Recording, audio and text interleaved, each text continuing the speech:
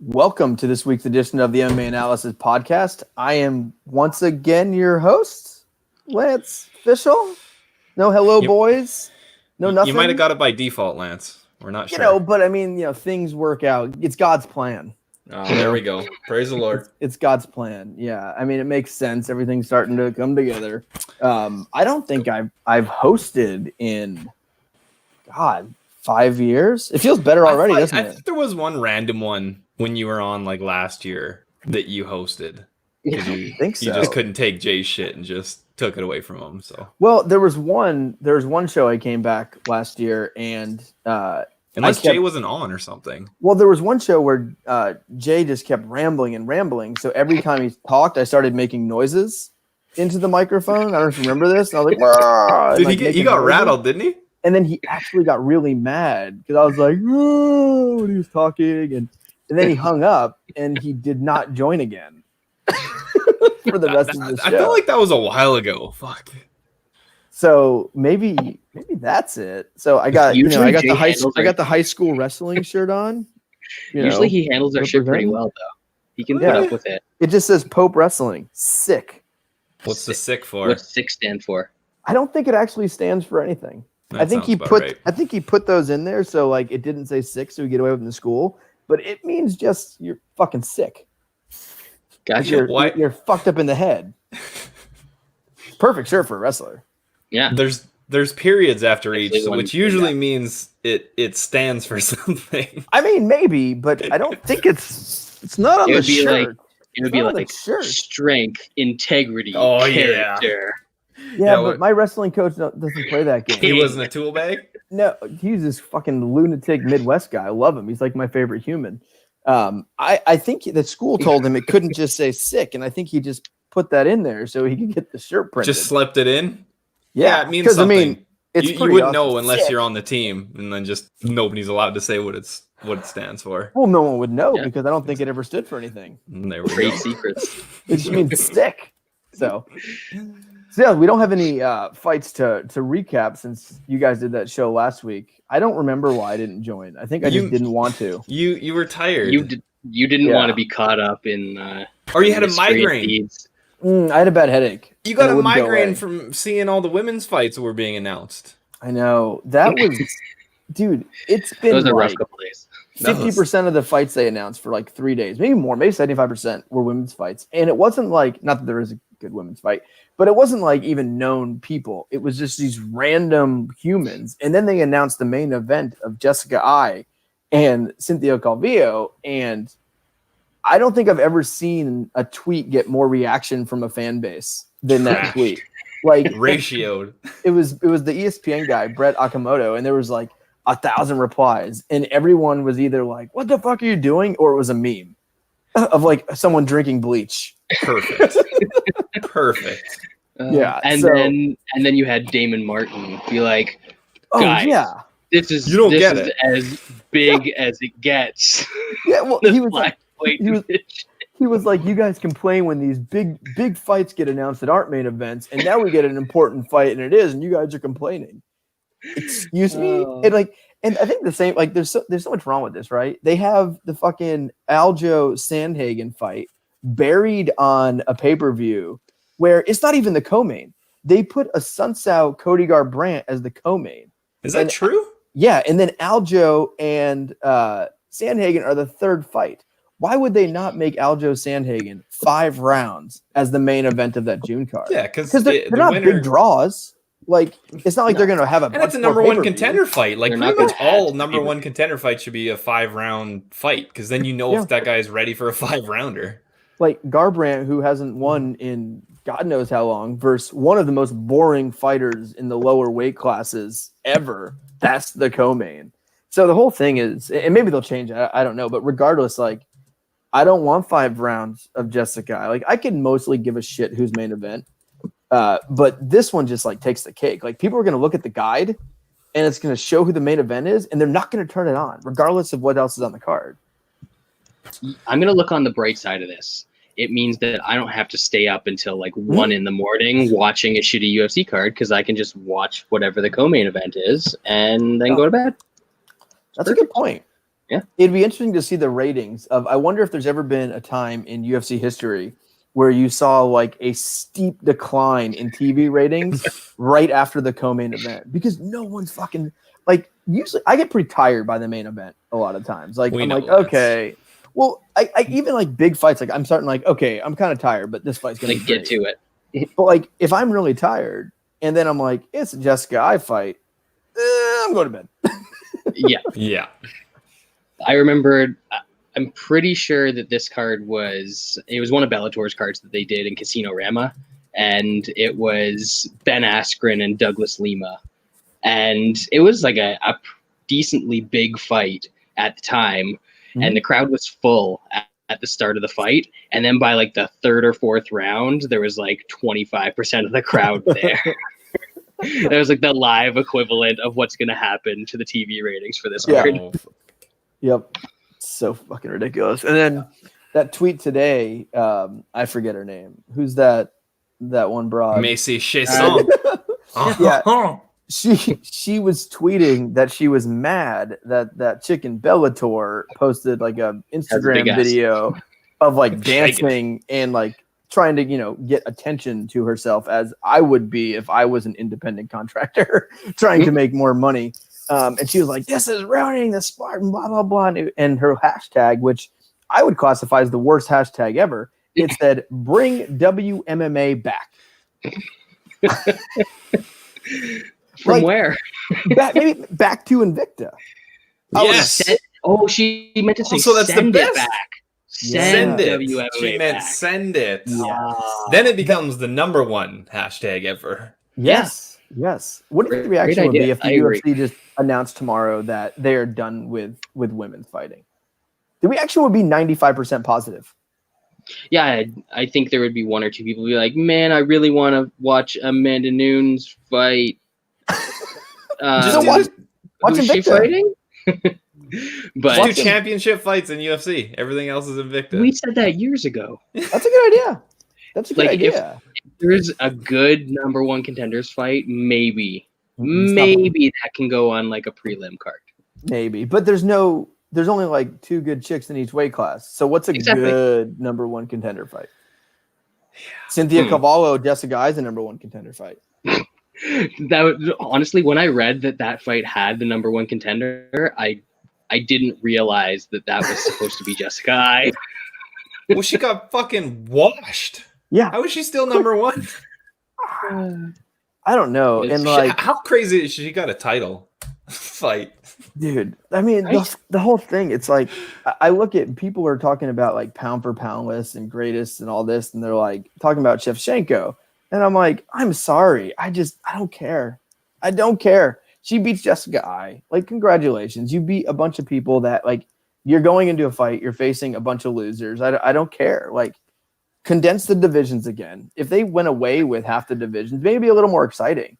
If they combine, if they had one, like, make a 130-pound division.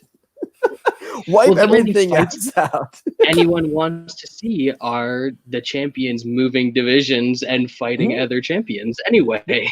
Like, there's been stop. 145's been around now for what, like 2 or 3 years? Not really, though.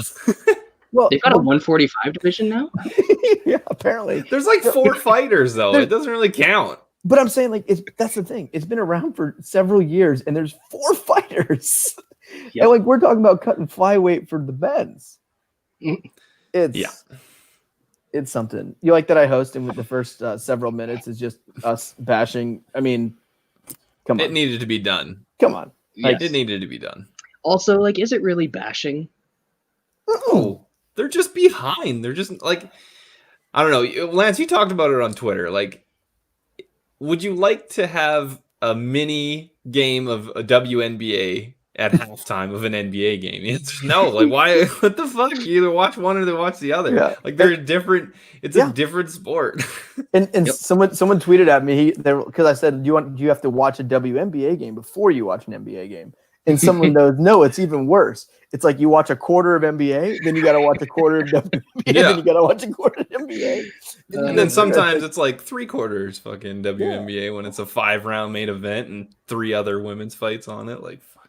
I don't understand. Like, no sport has ever combined it. And the funny thing is, if there was Invicta still and it had all the women's fighters and it was on a Tuesday night, I'd probably watch a little bit because like maybe turn it off for the main card.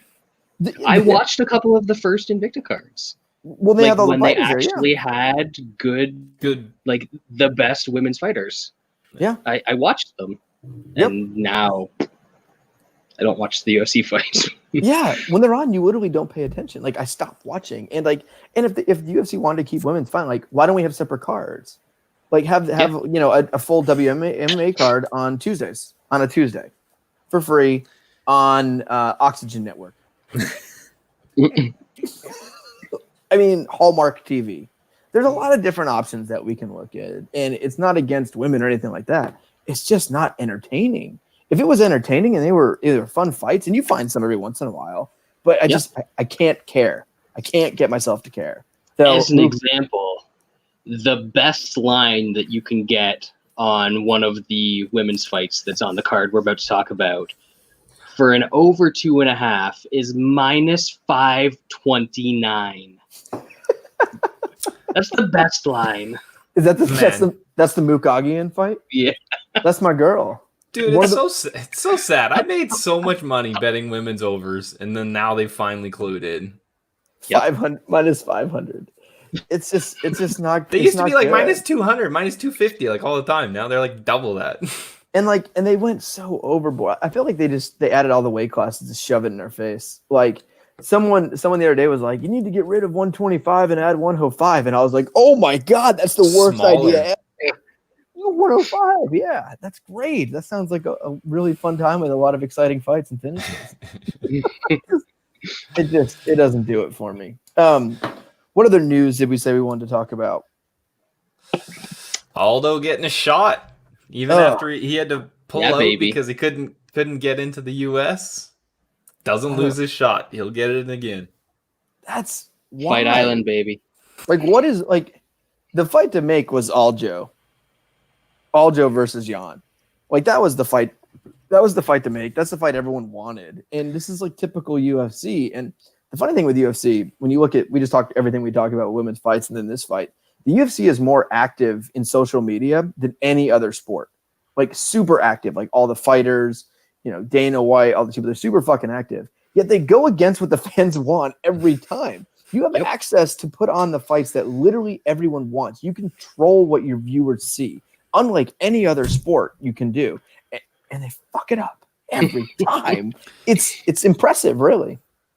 Yeah. Do you think this matchup has anything to do with both being international fighters, so they're going to have it on Fight Island instead of having an international fighter with an American? Or you think that's... No, I think it's Aldo, because I think the other part you look at, Moraes just beat Aldo.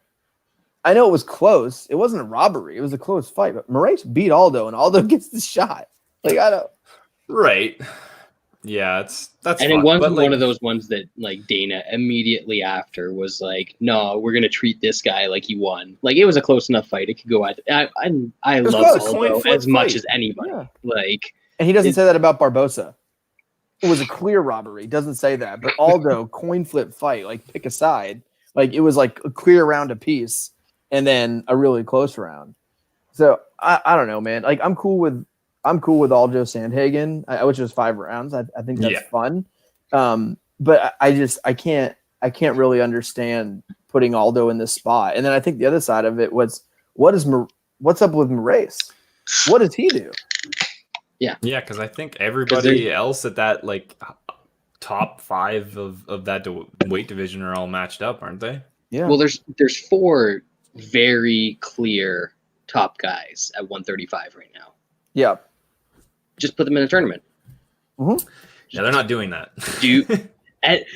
But if you start it right now, you can like promote the shit out of it and actually almost treat it like a real sport for once and get attention when there's no other sports going on and build up to something people will actually care about and get some traction with a lighter weight champion.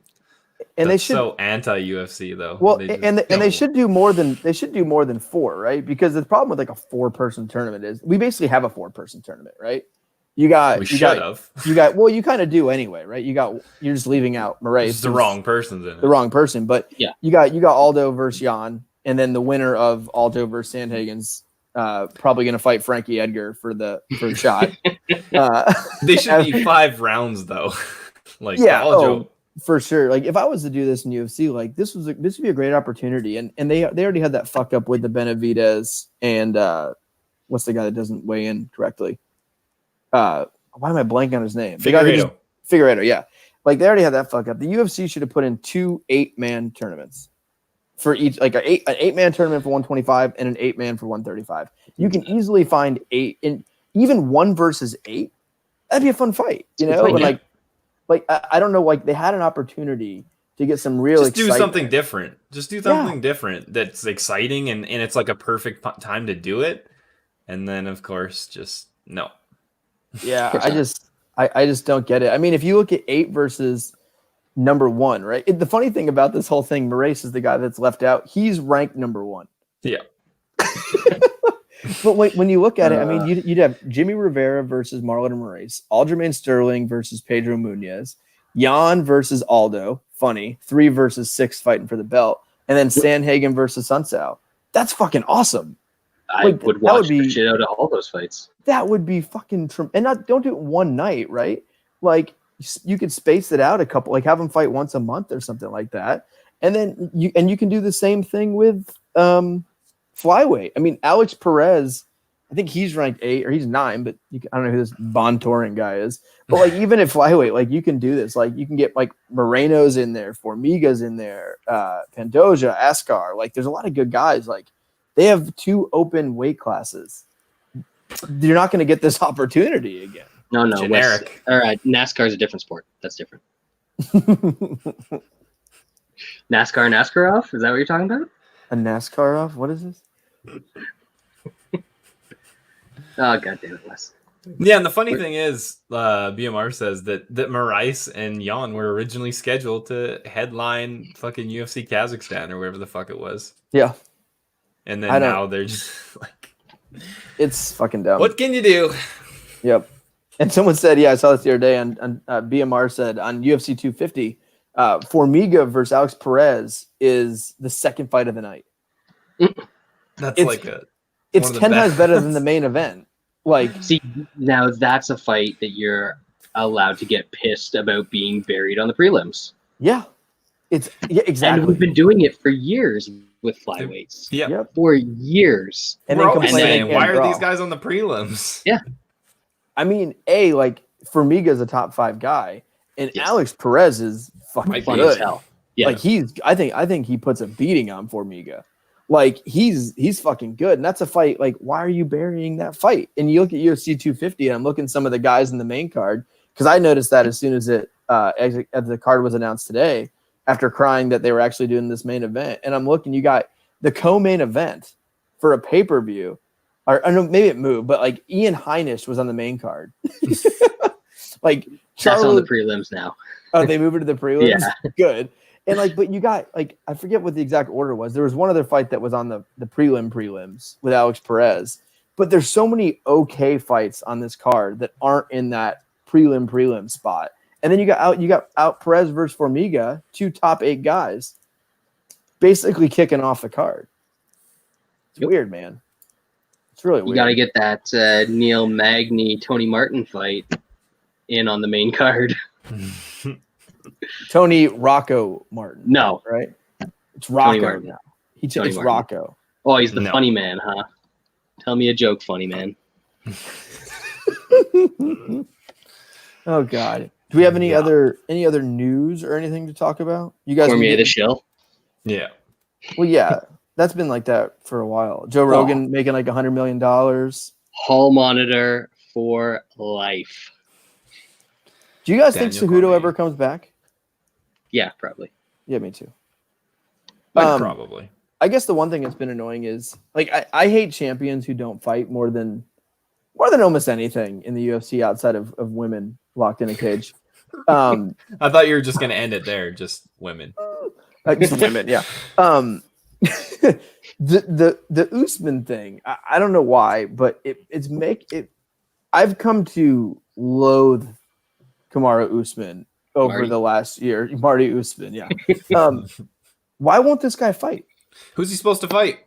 Well, apparently he was supposed to fight Masvidal, and he's asking for like a ridiculous amount of money.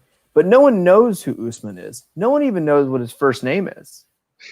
If he comes honestly, out and nobody knows who Masvidal is either. Like, people pretend that Masvidal's some big draw now. Nobody gives a fuck. Like, yeah, if Diaz had won that, bigger draw. Diaz sold that pay-per-view, baby. Yeah. Yeah. And I will say Masvidal is definitely a bigger draw now than Usman, and he's bigger than he was before from that fight because it did so many pay-per-views and it was in the news. Yeah. And let's be real though. I don't care if Usman's the title. There's an A side and a B side to everything. Usman, champ or not, he's not the A side in a fight versus Masvidal. He's just not. And I don't care if he's champ. He's boring. I don't know if he's just playing hardball trying to get that Conor fight or what the deal is, but I don't know. I mean, he's turning down fights against number one contenders and then calling out a former 145-pound champions. But right? Like McGregor is the biggest fucking. Of course. I think he's going to end up fighting Masvidal. I think this is just a fucking them trying to get more money. Tactic. I don't think so. Usman asked for a shit ton, then Masvidal gets pissed because he's not taking the fights, and then Masvidal says he wants to fight Nate again, and then Usman fucking wants to fight McGregor. Like, they're just all dicking around, and they're going to end up fighting each other. Because there's nobody else. Who the fuck else is Usman going to fight? Nobody knows who the fuck Leon Edwards is. I can tell you who. You want a People's champ. Colby's back. He's been training hard. Get the fuck out of here. He's ready to roll. That dude should be fighting this weekend is who he should be fighting. Yeah, I don't know why they ruined that fucking matchup. Why did the UFC not want to put that together? I have no idea. Because Colby's been screaming that he wants to fight, and he wanted to fight Woodley, and then he said the UFC wouldn't put it together. Like, I don't get it. And if they do Usman versus Edwards and they put that as a main event, like, I'm just not gonna watch. Awful. Don't worry, you'll be in the majority. That's the UFC on Fuel TV quality main event. Yeah. And that's the thing. Like, if you want to ask for big money, you got to draw versus anyone. You know, you look at the big money guys who are asking for those big points. They can draw versus anyone. You look at the Anderson Silvas and John Jones and guys like that. Them. I mean, there's not. So Usman needs to know bending over backwards to make the fucking John Jones, Francis Ngannou fight. You really think they're gonna fold over some dough to fight fucking Masvidal? Get the fuck out of here! Those guys are such cheap bastards. They're not gonna give away any money.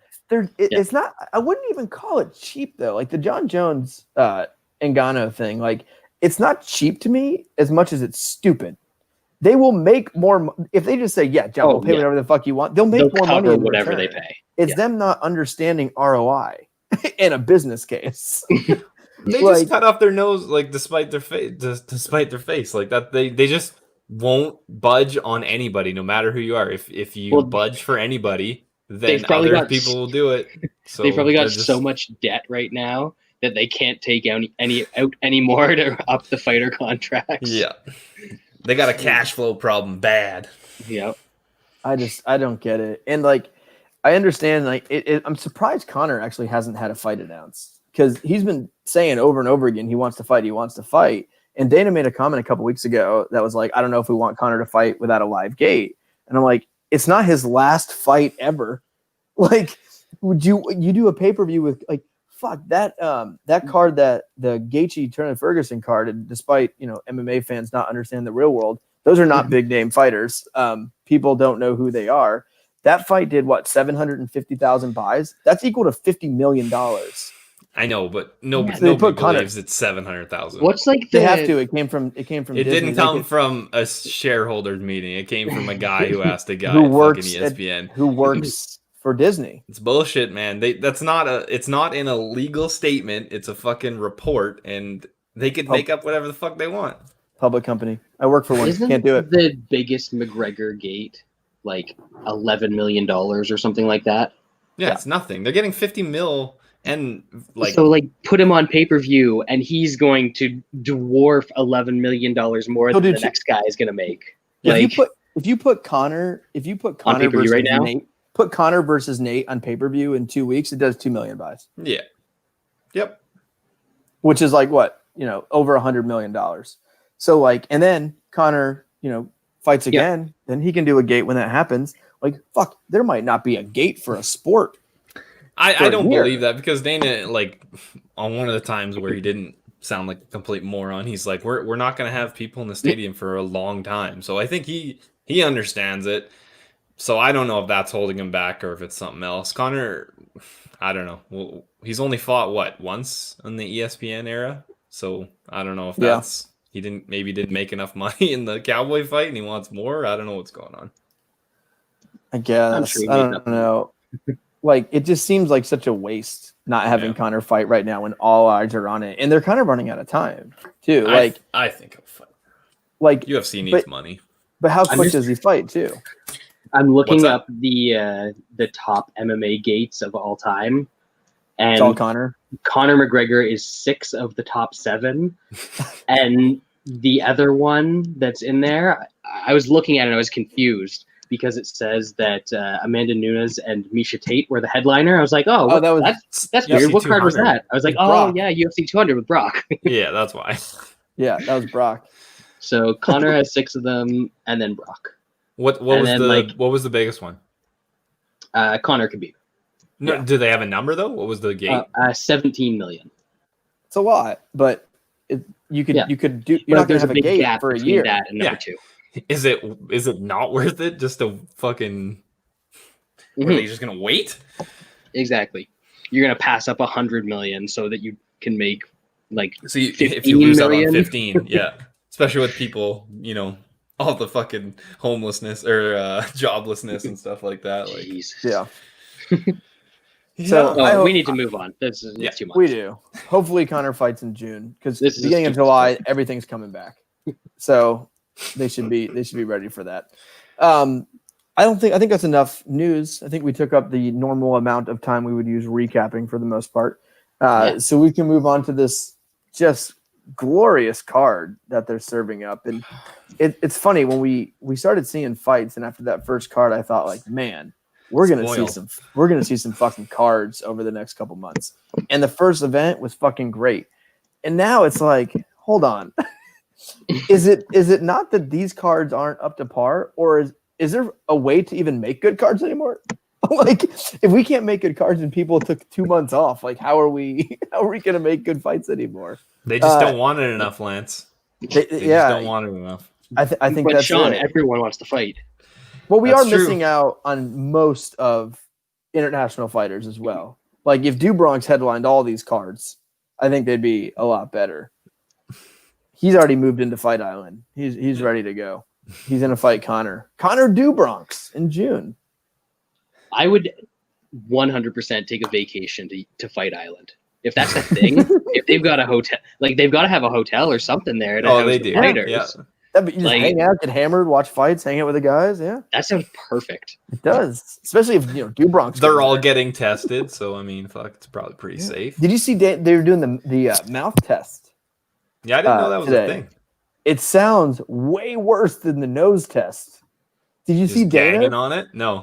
So Dana posted his mouth test, and they take this fucking long thing and they just jam it down your throat. He got finished. He was like, oh. Veins were popping out of his head. But anyway, we move on to I guess UFC on ESPN Plus. This is a Plus card, right? No, it's where's ESPN? Big ESPN. This is big wow. ESPN. So UFC on ESPN, Woodley Burns. So Tyron Woodley is back. He hasn't fought. That Colby fight was a while ago, or not? Usman fight. It's been like over a year. He's been out for 15 months. March 2nd, 2019. Weird way to come back, but great main event. It really goes downhill from there. We'll start at the beginning of the card at the featherweight division. We have Chris Gutierrez versus Vince Morales. New Sean? Yeah, I don't have much on these guys. These are, I don't know, for some reason these guys are very forgettable for me. Even though Morales has fought, I think, the better competition. He fought Yadong and Benito Lopez, but I got nothing on these guys. They're they've beat up some scrubs, but I don't know if one's better than another. I'll take Morales just because he's fought the better guys. He's a little more active than the other guy. So yeah, who knows? Decision, maybe not. One is either decision, sub, or KO. Yes, Brad. Yes. I've actually seen Chris Gutierrez fight a few times, and he's not bad. Both these guys kind of seem similar in that whenever they face a good fighter, they seem to get beaten up. So it's really going to come down to, I think, who's sort of the tougher and more well-conditioned guy, and that's kind of a crapshoot here because both these guys usually fight at bantamweight, and this fight's at featherweight.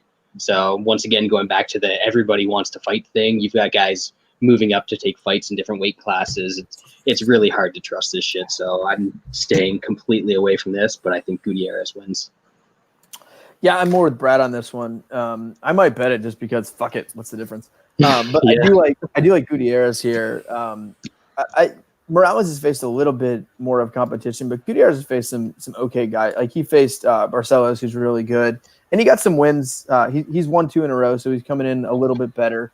And he trains at Factory X, which is they've been doing pretty well, and it's a pretty solid camp. And Vince Morales is okay, and I don't know. Like I do remember a little bit of his fights.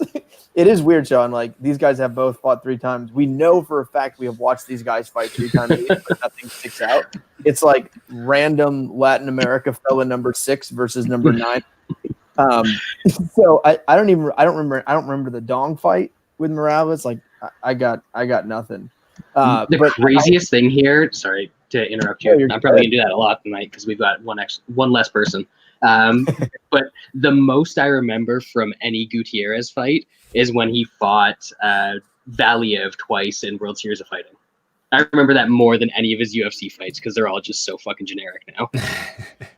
Yeah, they do run together, but I do like Gutierrez a little bit, so I do lean him in here.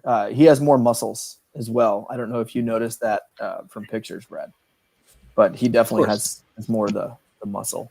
He's All right, so moving down, we go to the bantamweight division, which this fight's actually it should be pretty fun, especially if it gets to the ground. But we have Louis Smolka versus Casey Kenny. You, Sean? Yeah, it should be fun. Neither of these guys could stop a takedown to save their lives, so I don't know. It's probably going to hit the mat because, they both have terrible takedown defense, and it should get fun there. Smolka has got caught a bunch of times. We kind of thought he was back, kind of rolling, and then he just put himself in a triangle in 3 minutes against Matt Chanel. Casey Kenny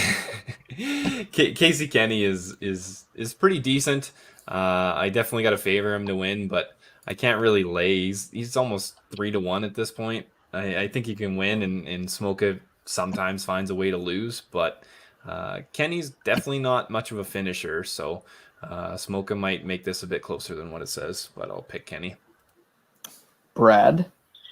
Yeah, Kenny's basically going to scramble all over you, and Smolka's a guy that goes for stuff, doesn't get it as often as he should, given the amount he goes for it, and loses position. So I feel like this is going to be a lot of Smolka going, like, he's going to be the guy that you're screaming at on your TV to stop dropping for guillotines. I feel like there's going to be a lot of stuff like that in this fight where Smolka is going for things and making it a fun fight, but Kenny's the one getting top position and beating him up a bunch. But shout outs to Louis Smolka, tout master, gamble master, competitor, friend of the show for sure. Yep. Yeah, he's awesome. Smolka's a really cool guy, and he was in the UFC. He started out really, really hot, went in a losing streak, got out of the UFC, and then fought his way back in and has gotten some wins since he's come back. And he's a fun fighter. I think the thing with Smolka is, like, it's hard to look at a Smolka fight on paper and think it's going to be a bad fight because he's a lunatic. I mean, I think he's tightened it up a little bit since he's came back in this second run, but he's still an absolute lunatic. And he's not a fun guy to bet on because, as Brad says, he gives up positions for finishes that have no chance of finishing. It's not really ideal.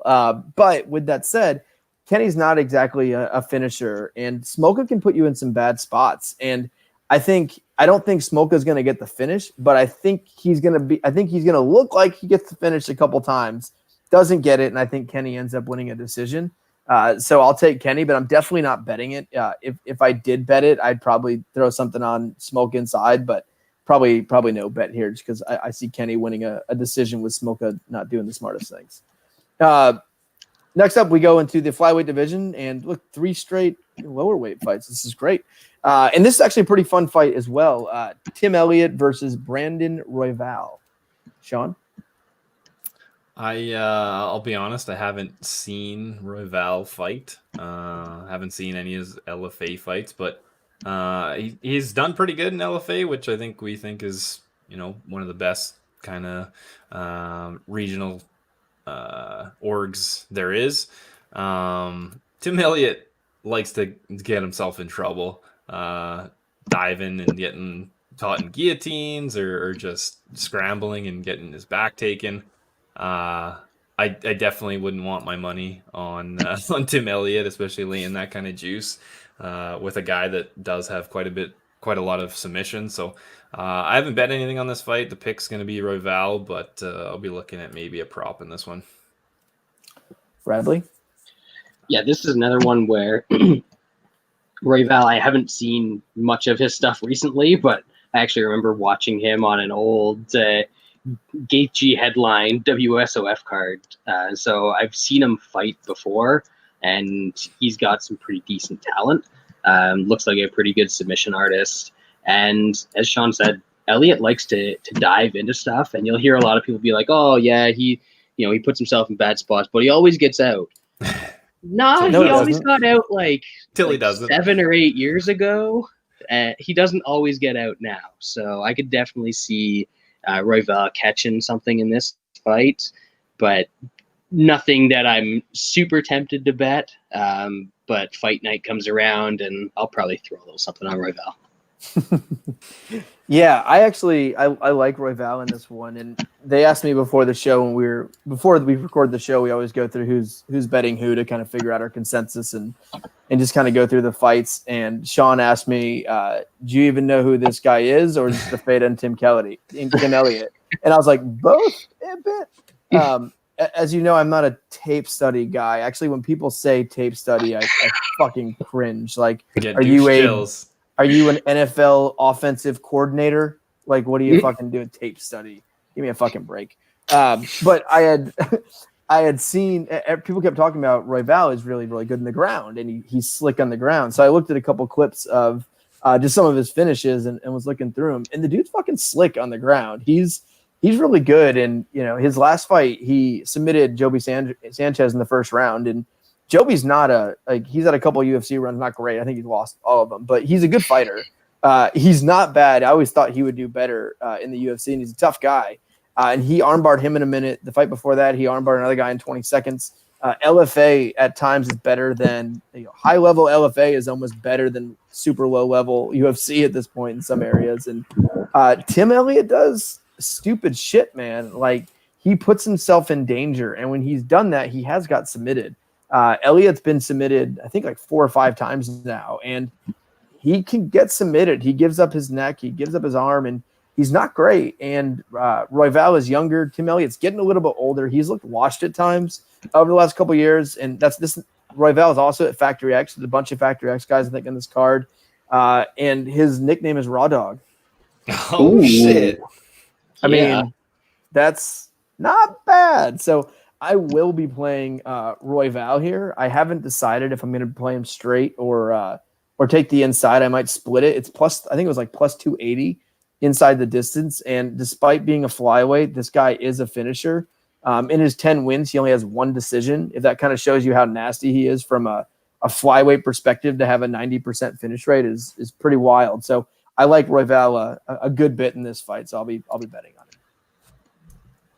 All right, so now we move to the light heavyweight division as we have Jamal Hill versus Kildren. Brayu.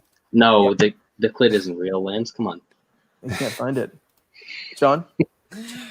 Oh, it's in Sean's beard. There it is.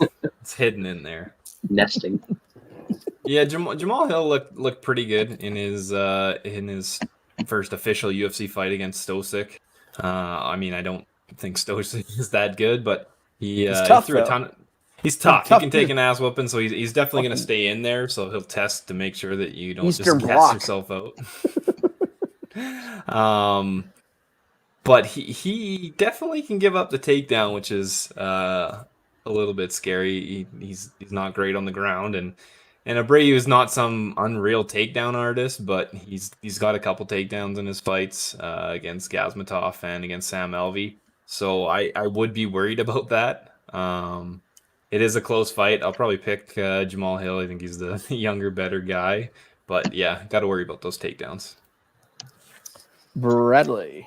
I have Hill literally. Hill is What was 2 that? years older than Abreu. Is he? Wow. Come on now. You know. Fact guy. I'm turning into a fact guy. Yeah. Yeah. Research, look- tape study, facts. Do you have the Wikipedia page open or Tapology? Sure, dog. Sure, Dog. Sherdog. That Yeah. still exists. Yeah. I use Sure Dog. Yeah, I use Sure Dog too. I hate the Tapology. hate What? the I don't layout. even know. I don't know what that is. It doesn't bother me. I just I don't like the layout anymore. Anyways, I've never seen Jamal Hill fight. So and the other guy, I saw him beat Sam Alvey, and I don't remember either of his other fights. So I think he was on one of the Tough Brazils or something, wasn't he? Abreu? Yeah. I don't think so. No? See, that's how little I know him. So I'm not going to talk about this fight. I have not seen Tough Brazil, but I did hear it happened. True. Same. That's good. That's True. why I'm questioning. I think he was on there, but apparently not. I'll trust Sean here. No, I wouldn't. Yeah. trust me. So, Abreu has not looked very good in the UFC fights he's been in. He's lost 2 of his first 3, and I know the line's decently close in this, but Hill looks talented. He looks like a fun, athletic, big heavyweight.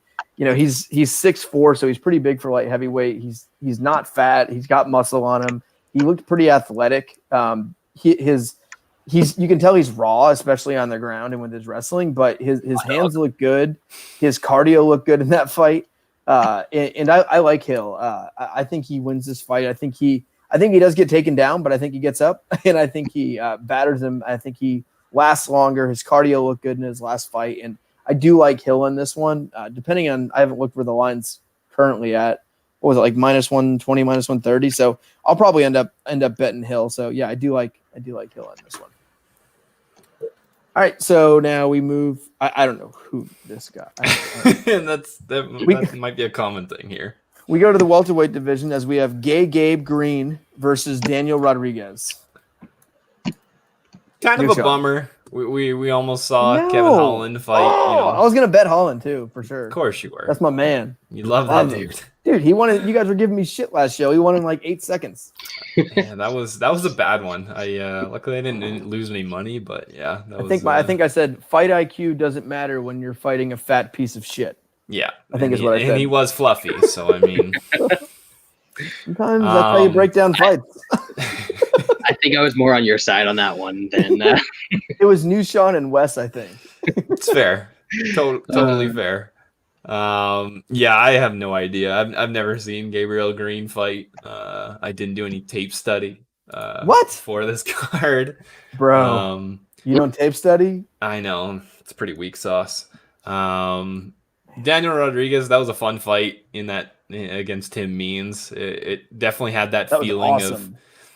It definitely had the feeling where Tim Means was fighting a nobody, and it was a no-win situation, and of course he was gonna, piss away something that he definitely should have won. So hopefully it's a fun fight. I'll pick Rodriguez because don't know who Gabriel Green is.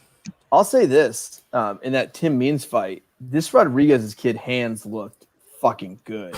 Clean, yeah. Like he was beating. I remember I bet on Tim Means because I was like, "Who the fuck is this?" Me too. Daniel Rodriguez guy or whatever. And my man had some hands. Like that fight should have ended like earlier. Like he was beating the piss and shit out of him, and they were like big, hard shots. Like I remember being outrageously impressed with that kid in his debut.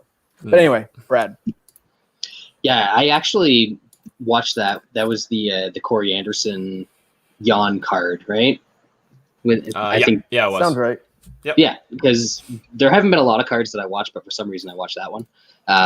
So I saw him in his debut, and it was actually quite impressive. I think Tim Means is becoming an easier and easier guy to look impressive against, but that's kind of beside the point because it's still for a guy coming into the UFC not an easy fight. So definitely a good win there. But Lance, I think you might be disrespecting MMA's Triple G, and that's Gifted Gabriel Green. I've never seen this guy fight. So Rodriguez has fought in the UFC and looked good, and this guy hasn't even beaten anybody that I've ever paid attention to. So I feel like it's going to go to Rodriguez. I think that's how you wiki cap a fight there. That's how you kill it. I might be talking myself into a bet. I don't know. Like I don't know shit about this dude, but Rodriguez looked pretty good. I don't know. What's the line at? Was like minus 300? It's a bit juicy. I see 305 out there. Minus 360 at dimes. I mean, I'd trust him more than Roberts, right? I mean, if you even him inside the distance is minus 155. For Rodriguez or Roberts? His shit away against worse fighters. I mean, maybe I'll end up betting Rodriguez instead of Roberts in this parlay. Who knows? I don't know. We'll have to see. But I do like Rodriguez enough here without knowing shit about this guy. I mean, short notice fight against a guy that has some pretty good hands and, from what we can tell, pretty good jiu-jitsu. So, yeah, I'll pick Rodriguez here, and not sure. And then we move on to it could be a main event in today's UFC. It's a big fight. Damon Martin told me that big fight to be main events. Well, it doesn't get any more high profile than this. And then she's coming off a title shot, right? Yeah. Yeah. And she almost won. Smashed. Very badly. She almost won a second. But she didn't get smashed as badly as Jessica I. So therefore, she's above her and should get a main event slot. Yeah. She's not as – they're both pretty cringeworthy, but Jessica I definitely is more cringeworthy. But we have in the women's flyweight division Kaitlyn Boo Gaughan versus Shevchenko's little sister. I don't know what she looks like. Is she as ugly as her sister? They're not she's actually sisters. the older. She's older. But she's older, yeah. How old is she? She's like 35. They're stepsisters, I'm pretty sure. They're not even sure? Yeah. Yeah, Shevchenko's 35, like the older one. I'm pretty sure they're stepsisters, so they're not even like. Does that mean this one might actually have the ability to possibly dance? Oh God, don't even bring that up. This one looked like she's pretty good at kickboxing, which doesn't really help you versus Boo Gaughan's Division I wrestling. Oh, in her mind. Division I wrestler? No, I made all that up. She's never wrestled a day in her life, and it's quite obvious by watching her fight. No. She's like terrible. The hup. She's that could be 11 women in any of these divisions. She's one of them. So bad. She likes to get on top of people, lay there, and not throw any punches. Like she does a good job. All right, new Sean. Yeah, it's the pandemic when I got some money on the Mook again. I had to take her in this matchup. Sean, I think you might have a problem, man. It's fair. I mean, usually I will bet like the elite women's fights and then just trash can fights for overs, but those are getting a little too pricey, so I had to find a bet on this card, and it landed on Mook again. I was surprised she's an underdog. I don't think this Shevchenko is that good. She's beat really trash fighters in the UFC. When she's taking you down, you should just give up from MMA because she doesn't really have good wrestling. I think Mugian can make it a kind of a dirty fight, clinching, very boring, and win a decision. So I took her for 2 units at plus 117. Brad, probably still will not watch this fight, even with money on it. In what is a high bar, is Boo Gaughan the most boring fighter in women's MMA? Ooh. Right? Yeah, probably. I think so. Because even Lauren Murphy gets beaten up a lot. Mm-hmm. like more than this girl gets beaten up because she just does her like bounce around the cage like it's a really bad Clay Guida impression. Yeah. Without the wrestling or like Clay Guida getting beaten up, which was what made him fun. Yeah, this is bad. I mean, This women's is super MMA bad. is so bad, and then Boo Gaughan is the most boring of the boring fighters. It's kind of like the reverse of like the toughest guy in the group of tough guys. She's the boringest of the boring. So Yes. before getting smashed by Shevchenko, the last time she was in a fight that ended before a decision was March 2016. And she got It's a long time. That's She got 9 tired. fights she's been in, 9 straight decisions, and then gets Hey, crushed by that's Shevchenko. That's a title contender you're talking about there, That's bud. right. That Shevchenko, I heard, is one of the pound for pound best in the world. This is also true. Yeah, because she beat Mukagian. She beat Jessica I. Who else did she beat? Is that the greatest? Is she on? Is she currently on the greatest title run of all time? Yeah. Shevchenko. I can't think It's of a up better there. one. It's pretty elite. Let me pull this bad boy up. So her title run has consisted of Jessica I, Liz Carmouche, and Mukagian. Yes. That is, oh my god. That's 125 pounds of punishment. Oh, she beat JJ. Come on, that was for her title. That was to win the title. Her defense, she's defended her belt 3 times versus I, Carmouche, and Mukagian. Think of that. That has to be the 3 worst title defenses in the history of MMA, boxing, any sport where there's title holders. That's the 3 worst consecutive defenses. On the plus side, she only made you watch more than like 12 minutes once in those 3 fights. Yeah, but one time she fought Liz Carmouche for 25 minutes, and then people still called her one of the best ever.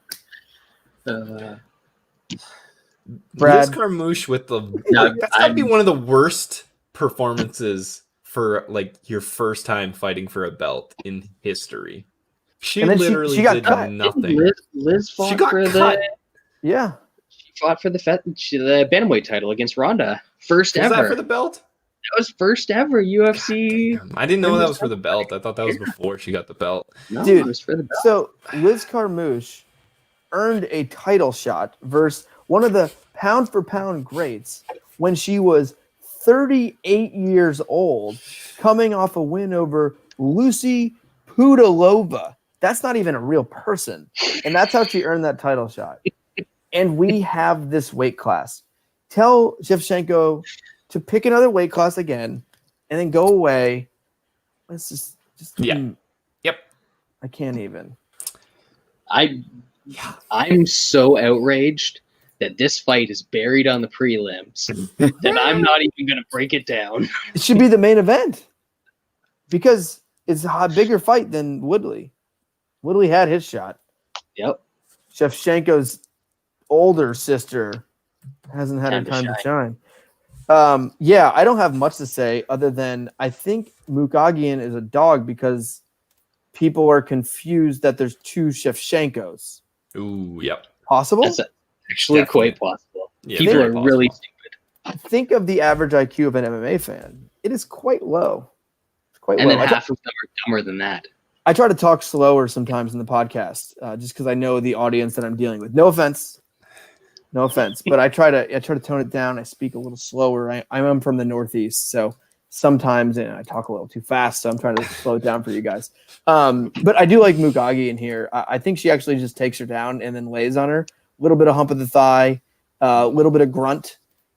Maybe she'll get into like full mount and then purposely transition into half guard just to make sure she doesn't get bucked off. We don't want to see any excitement. So she's going to work really hard, take 3 minutes to get into mount. And then as soon as she gets into mount, she's going to move herself into half guard just to make sure she can maintain top position without getting bucked off or swept or anything. So I'm going to that's going to happen all 3 rounds. That exact Beautiful. Sounds good to me. Yeah. Is there anyone you'd ever think of that would get away from mount to get into half guard more than Mukagian? She's winning a lot of awards tonight. I mean, hats off. She beats John Fitch in that category. That's an accomplishment. Jesus.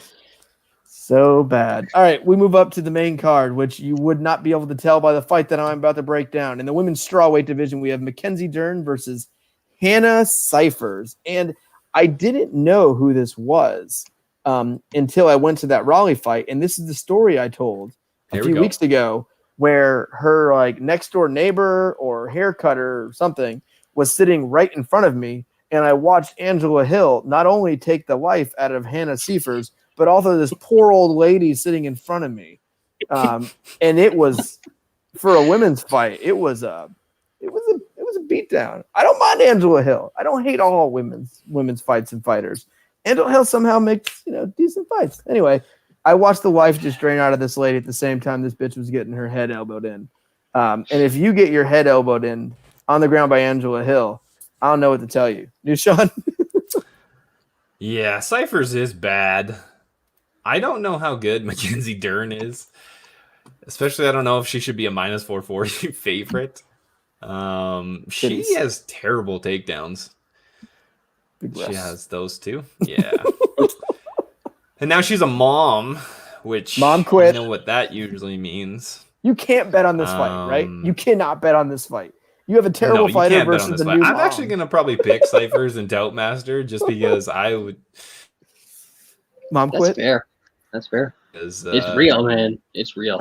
Yeah. Oh, yeah. We know how this goes down, so I'll pick Cyphers, but Dern probably gets to the floor at some point and grabs a sub. Probably. Bradley? What's up? Yeah, when I first looked at this number, I was like, oh, man. I have to fade Mckenzie Dern, don't I?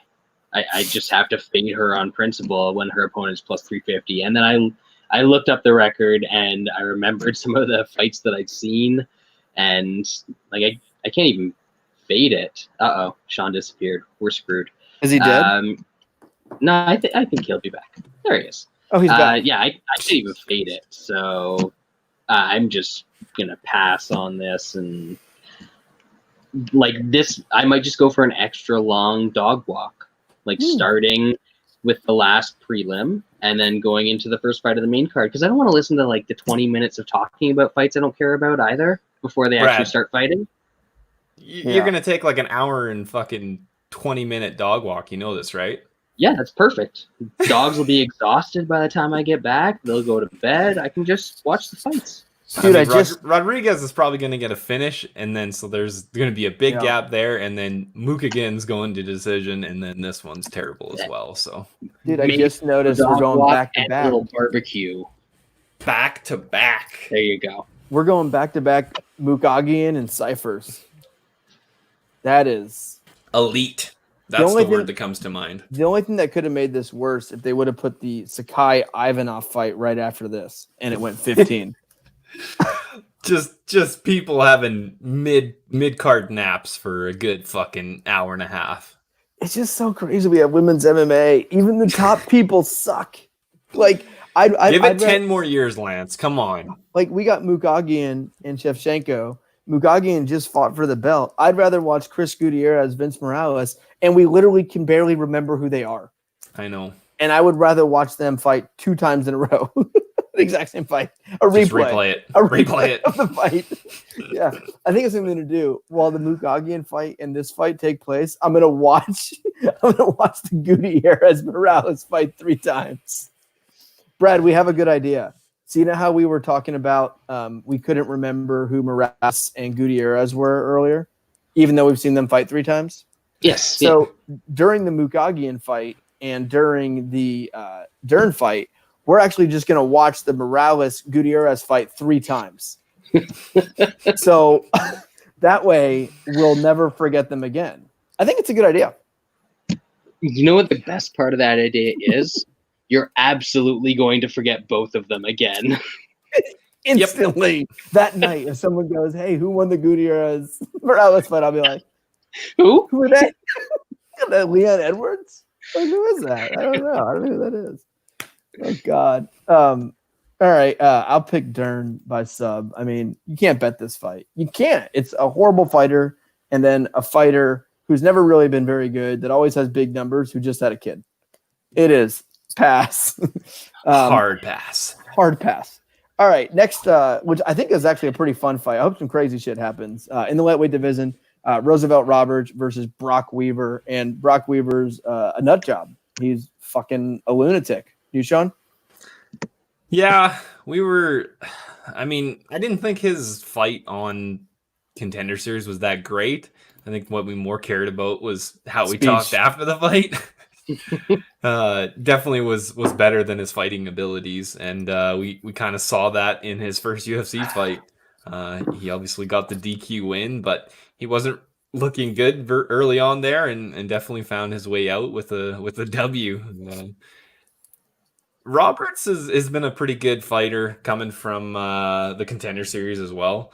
That Vink Pickle loss is rough for me to forget because I'm not a fan of that guy, and that wasn't a very good performance on his part. So what's he up to? He's winning, man. That's what he does. Is he still fighting? Vinny Pickle made me some money back in the day, man. Dude, I bet on him a lot. Yeah, he went in a run. He won 4 straight fights. Oh, his last fight was against Roberts. He hasn't fought since. June I bet him year. on that. I remember betting him on that fight. I bet him a lot. I bet him a lot, including the Rustem Hobbylaw fight. The funny thing about your boy Vince Pickle, bet him was against Gregor. Gregor, yeah, no one did. You know what's funny? He's only lost in his career that Hobbylaw fight and the Gregor fight. He's won every other fight he's ever fought. Yeah, he just never fights. Just a lot. Huh? He was just injured a lot. He actually could have been a pretty decent fighter. Yeah. I mean, he beat some no world beaters, but he took 3 years off. Right, in his prime. I don't have very high thoughts on old Vink Pickle. Maybe I'm understating him a bit, but I'll pick Roberts. He's the better fighter, but yeah, no way I'm laying minus 350 on him. Bradley. Yeah, same thing goes for me. I think that Roberts probably finds a way to pull out a win, either one of those sort of weird lanky submissions that he gets with the front headlock, or just decision. But I can't bet him at this number, so nothing big for me here. Yeah, I was originally taking Roberts because I wanted to parlay on this card because it's quarantine and I want to bet more things. But he's not great, and Weaver does. I'm trying to look up and see what Roberts' sub is. Just curious. 275. That's terrible. Not bad for a minus 400 favorite that should win. And he should sub him if he wins. So, if anything, I might take a stab at that, but probably not. I mean, I like Brock Weaver. And I think this is the fight I'm just gonna, I thought about betting Roberts. Maybe I'll pass and root for Weaver. And I like Brock Weaver. He's funny, and he's an interesting dude to watch. And I hate that he took the out after being all Billy Badass on Tough Contender. But you gotta eat that W like Jameis.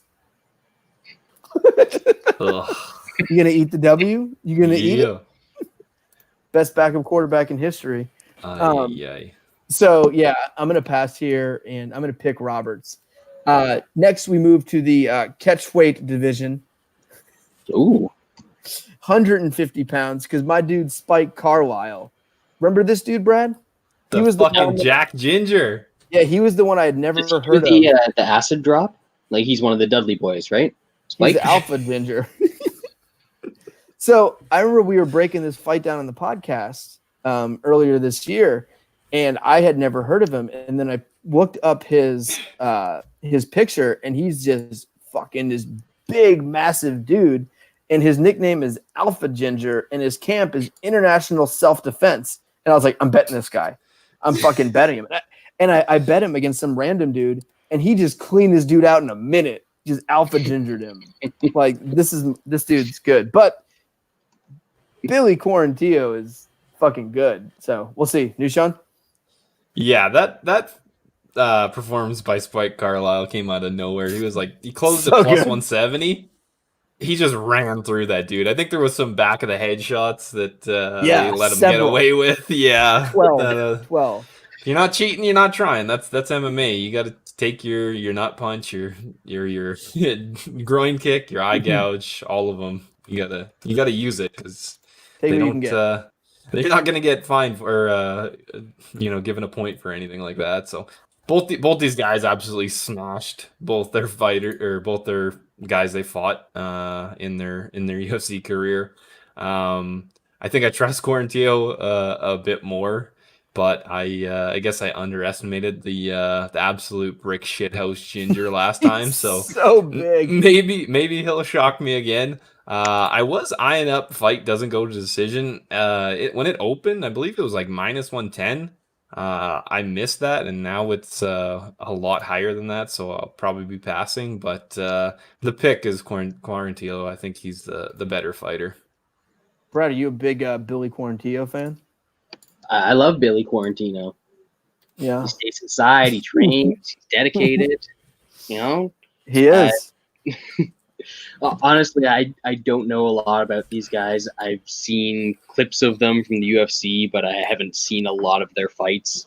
I just remember that Billy was on Tough one season, and Did he win? lost to he won his first fight, and then he lost to a British guy that I thought was way bigger than 145 pounds, but I could be wrong there. So I know more of him, but the Spike guy that you're talking about, he sounds in. I feel like I'm going to come out of this fight actually liking somebody. Yeah. I don't know which one, and I don't know enough to bet it. I mean, this is a fun fight.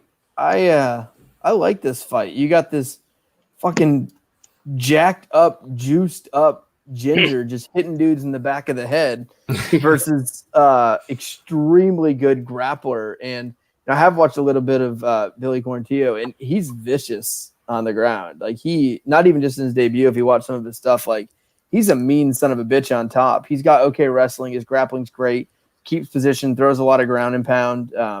He's definitely a ground guy, but it's not just subs. Like, he likes to throw hammers on people, and he's solid. Like, he's a good prospect, and this is an interesting fight. And I think my boy Alpha Ginger was just fighting a complete douche, not garage trained fighter last fight, and I think he came out just, who knows, he might have even lost that fight if he didn't catch him early. And I think Quarantillo's good, and I think he's going to completely ragdoll him here. I think he's got to survive about 2 or 3 minutes. I mean, I can't overstate how jacked Alpha Ginger is. Like, when he got in that cage, I thought he was built in a laboratory. Like, what's that guy that fought a couple weeks ago that's all fucking short and jacked up that just knocked out Hernandez? Dober. Yeah, he makes Dober look like a little tiny atom weight. Like, I'm not kidding. Like, if they stood next to each other, you would think Dober was like a preschooler. This dude is fucking jacked up. But I think, all that muscle goes quick. I think Quarantillo gets a quick takedown, tires him out, beats him up, gets a finish on the ground. So I do like Billy Quarantillo here. I'll more than likely have him in a parlay with, who did I say? Rodriguez. Yeah. All right. Next up is a fight that I definitely will not be betting, as we have in the heavyweight division, Blagoy Ivanov, which I cannot believe he is still fighting. I swear he died 9 years ago, versus Augustus Sakai, who might be the most fat, out of shape heavyweight fighter ever. And that is impressive. New Sean? Yeah, this is an ugly one. So bad. Oh my God, Ivanov's only 33. Yeah, but his body is 58. I thought he was 63. I mean, when you're put on life support from getting almost stabbed to death, that kind of ages you pretty badly. It does. He's the one that got stabbed a shit ton of times, right? Yes. He's fought everyone. Everyone. He's fought good guys. Like, yeah. I don't know. I remember him in Bellator. Yeah, was he ever the champ, or did he lose the title? He wasn't the champ in Bellator, but he was the champ for a while, like a long time in World Series. But didn't he fight for the Volkov for the belt? Yeah, he lost. I think that was a tournament. I don't think that was a belt. Because Minikov had the belt in Bellator for forever. Yeah. And he never defended it or fought at all. Okay. So he defended the belt 4 times in World Series. He beat Hey, Sean do you Jordan, think Josh that Copeland. will, do you think he'll unblock me now that we talked about Bellator for 6 seconds? No No, chance. no. Own your ass.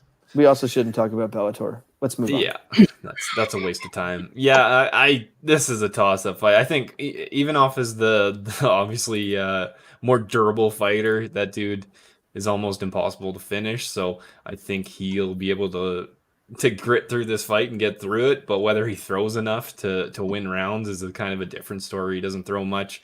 Sakai throws a decent amount. I'll pick Ivanov. He's fought the better guys, but no clue. This is a coin flip fight. Brad, how surprised are you that Bellator hasn't said a single word during this quarantine or even thought about putting on a card when nothing else was going on? And then they're probably going to wait to put their first card on when Conor McGregor comes back. Brad, thoughts? Bellator's still a thing? Apparently, yes. I think they are. They're going to be on Showtime soon. I can only name at this point, I would say, 10 Bellator fighters. Yeah, I'm just gonna name retired dudes, and I assume they fight for Bellator. Yep. Eddie Alvarez fights for Bellator. He's the champ. No, he's fighting for Dream. Oh, that's right. That's right. Oh shit. It's weird though, because both of these guys I know more as Bellator or outside the UFC guys than in the UFC. And Ivanov was way higher in my regard than Sakai during that entire time. And I don't see really any reason that that's changed. Sakai's never been good. He's never been entertaining. I think he landed one punch in his career, and it was in his last fight.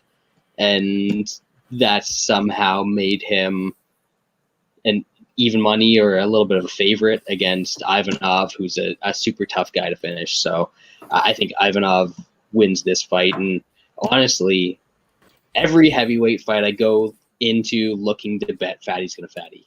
And I just couldn't hear. But wow, this seems like an obvious one.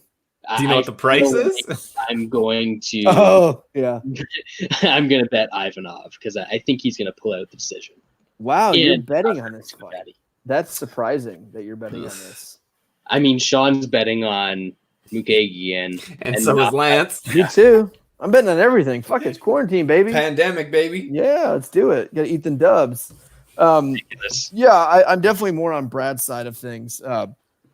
Sakai's body, I don't know how to describe it. He's not like Roy Nelson, pregnant fat, but there's something going on here. It's almost like he had a big gut and they just pushed it in and then it folded over. So just this big flap of skin. Maybe he had that surgery. He's got the Rico going on. The Rico Rodriguez back in the day. What's that surgery that Rex Ryan had? Gastric bypass. It's like he had a botched gastric bypass and there's just fucking skin just everywhere. That's what Sakai looks like. Ivanov has a knife sticking out of his rib. This is a very interesting fight. This is not, we've been talking about bad stuff. I'm sorry, this is not a co-main event. It's really not. And I just don't know how we're not able to find better fights during this than this card we just broke down. It's pretty depressing to me. I can't figure it out. It's mind-boggling. Maybe guys don't want to fight. I don't know what it is. But yeah, I like Ivanov here. I don't think this is something that I can bet. I mean, Ivanov isn't good. He's known more for toughness more than being a good fighter. At the same time, he doesn't really get blown away very often. Even in that junior fight, he wasn't winning, but he was there and he wasn't getting blown away. He was right there. He was moving forward and he gave Junior a good bit to handle. And then, wins a couple fights, and that Derek Lewis fight was pretty close. But if you're not ranked in the top 5, you just ain't beating Derek Lewis. Everyone knows that. So I'll take Ivanov here. And then we go to the main event, which tremendous fight. It's like we're putting on boxing cards now. But in the welterweight division, we have former UFC champion and current rap superstar Tyron Woodley taking on Gilbert Burns. You, Sean? Yeah. I think there's only one way you can bet this fight. Even if even if Gilbert Burns ends up getting flatlined, and I still don't know how sharp a bet it is on Woodley. The price isn't that high, but this dude never fights and is always injured and always has lots of shit going on in his life, whether it's his rap career or women or whatever the fuck's going on. Woodley is anywhere but fighting. He fought once in 2018, once in 2019, and he looked fucking horrible against Usman. Usman just did what he wanted in that fight, and it was boring as fuck. And Woodley was just, I don't know, collecting a paycheck. I don't know what this fight does for Woodley. He's ranked. Is he number 1 still at welter? Yeah, he's number 1 at welterweight. So. Gilbert Burns is 6. Like, this doesn't really do anything other than keep him busy. This fight is in a 25-foot cage, so he likes to back up, and he's able to create a lot more space in the big octagon and be able to pick his shots. I think Burns is going to be on him in this fight. Burns probably isn't going to be able to take him down. I mean, the only person really anytime lately that's been able to take him down is Usman. I mean, Maya's not a complete takedown artist, so that's Maya is a fantastic takedown artist. He is, but the way that you can defend him if you're that, yes, and then he only has certain time to get that takedown, or else it's pretty bad. It gets sloppy. Like I said, I don't think Burns will probably get a takedown, but even him going for one will kind of gas out Woodley, and then he gets tired and sleepy and doesn't throw any strikes. So I think that's just as long as Burns comes forward and is able to put it on him, I think he can win a decision here just on activity. Could Woodley spark him? Sure, it could happen. I mean, he landed on Thompson, but that was for the most part, a 50-minute staring contest, even though some people really like the first fight. I bet Gilbert Burns 2 units plus 153. If I'm wrong, I'm wrong, but against the guy that's 38 and never fights and is injured quite a bit, I think you got to take a shot. Brad? Yeah, absolutely. I think Sean's right on the money here. Tyron Woodley does not like to do things in fights. And anytime he has to do things, he does them in very short bursts, and they're either incredibly effective or he gets tired. Those are the 2 ways that Tyron Woodley fights goes. So Gilbert Burns, a guy who has been pretty durable throughout his career. I know that he's got a couple losses on his record. I know Dan Hooker knocked him out, but like I just see he's going to come forward. He's going to be aggressive. He's going to make Tyron Woodley do things. And Tyron Woodley's 38, big layoff, hasn't been effective and really damaging in a long time.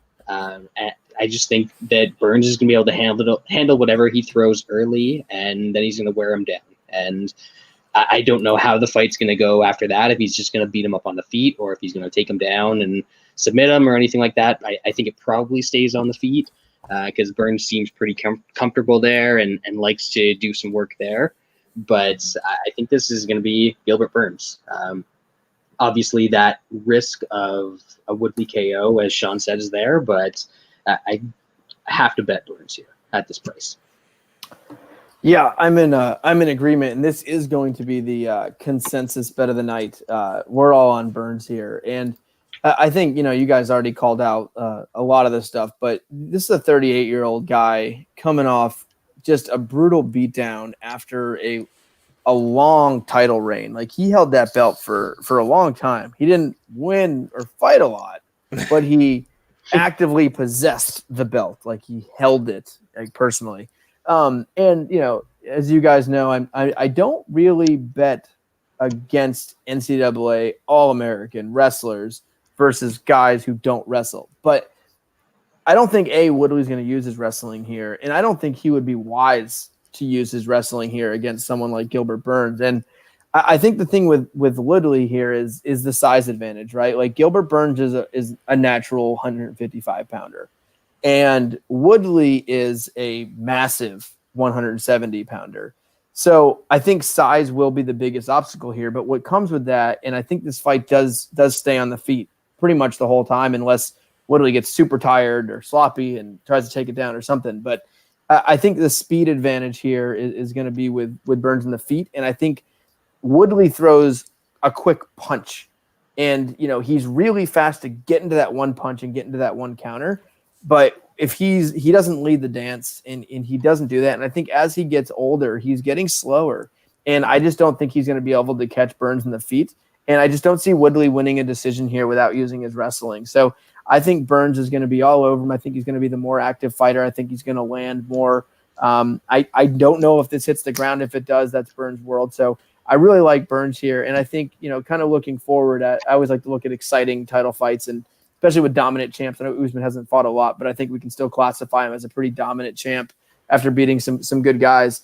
Gilbert Burns is a very interesting guy to fight Kamaru Usman because of that jiu-jitsu background. Because Usman gets his fights to the ground, and sitting in Gilbert Burns' guard for a while sounds kind of interesting. So I do like Burns here, so it'll definitely be a play. All right, well, that does it. Without Jay, we can really get through a show pretty quickly. Well, it helped that there was some interesting matchups on this card. I thought we broke it down very professionally and effectively. Yep, appropriately. Mukagian, my girl. Lance, you got to be pumped about. I know next week's card is not great, but it only has one women's fight on it. Oh, 250? Yeah. 250 is good. Yeah. 250 is good. I like 250. The card's really good. Now, I don't care about the main event, but there's worse things to watch than Amanda Nunes just fucking starching people and killing them. I actually don't. I like watching her fight. When I dish out, $65, I expect to watch a fight I give a shit about. And that's just not going to come to fruition here. It might be your first problem there, Lance. Oh, rich people don't steal pay-per-views. We just they just steal in other ways. Yeah, from poor people. Yeah, exactly. Yeah.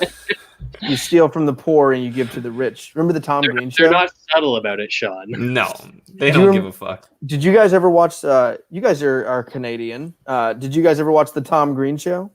I just saw clips of it. It was a little bit before my time. So Tom Green was right in my fucking wheelhouse. Because Tom Green was before Chappelle's Show and all those those newer the comedies, and I used to love the fucking Tom. He used to do these funny pranks, and he had the one that was the pizza undercutters, where he followed a pizza man to the door and then was like, "I'll give you this pizza for $1 cheaper than Domino's," and pulled out this tackle box of toppings. And one of my favorite ones he did is he dressed up in a full scuba outfit. And he went into a mall, and he, those the water things where you throw pennies and quarters in for wishes. He put full scuba gear in and jumps in this well, and he's taking all the money. And they were like, "What are you doing?" And he was like, "I am Scuba Man. I steal from the poor and I give to the rich. I'm going to the bank." And he's taking all this change. And you should go back and watch the Tom Green show. They had the one thing where it made huge, national news because he did a fake marriage with Monica Lewinsky.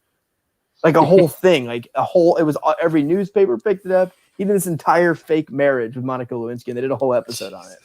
And then he got cancer, and he made hilarious skits about his own cancer, made the ball song. Hey kids, feel your balls so you don't get cancer. Jesus Christ, good old Tom Green. Oh, this guy was that mid or early 2000s? Yeah, it was way before I was in college and before Chappelle. This Joe just said my bum is on the gum. Yeah, he had the bum song too, which was everywhere. Everyone talked about that. Dude, Tom Green was a fucking shit. I bet it's still funny if you go back and watch it. Probably. Yeah. Can't Canada do shows like that anymore with no, it's skits also, in public and stuff like that, right? It's 2020. That's true. This may need to be confirmed, but I think he was in the early 90s rap group, Yep. Shamrocks and Shenanigans, which was incredible. He had a movie too. It was the worst movie ever. What, Freddy Got Fingered? Freddy Got Fingered. Oh yeah. He was.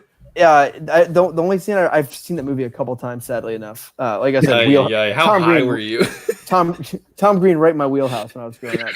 And all I remember is like there was a scene he was like, "Well, why did Freddy get a LeBaron? I wanted a LeBaron." It's like this whole scene. I remember him playing the piano or whatever and moving the sausages. Daddy, would you like some sausage? Yeah. Dude, the guy is fucking Tom Green. And he married Drew Barrymore. Impressive, right? Famous actress, For him. Good stuff. He's still alive. Yep, he's kicking. That's tremendous. Good effort, Tom. Way to go. Dude, that guy was the fucking Do we shit. top that, or is that where we just call it quits for the night? I think that's a good way to end the show, That's a talking gooder. about Canada's finest. Yeah. So, well, I had fun. Thank you very much. Thanks to everyone who was chatting along and sending messages. So we really appreciate it. And we'll be back next week to recap this amazing fight card. And I think this card's gonna have some fun moments. So we get to cue the MMA nerds going, "I told you guys this is a great card. You can't judge a book by its cover." Like, no, it were fun, but they still are shitty fights. Anyway, so we appreciate you back next week for UFC 250. Thank you guys so much and have a good weekend.